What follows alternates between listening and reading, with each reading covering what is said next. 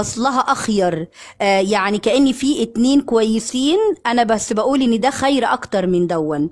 زي ما يكون عندي مثلا اتنين طلاب طوال، فاقول احمد اطول من عمر.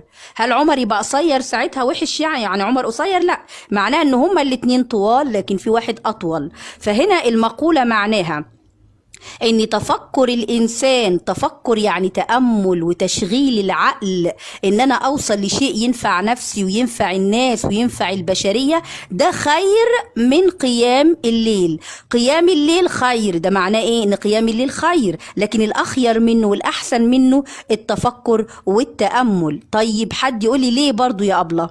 الكلام ده بيتفق، المقولة دي بتتفق مع الحديث الشريف اللي انت درسته في الترم الاول، اللي هو قال ايه؟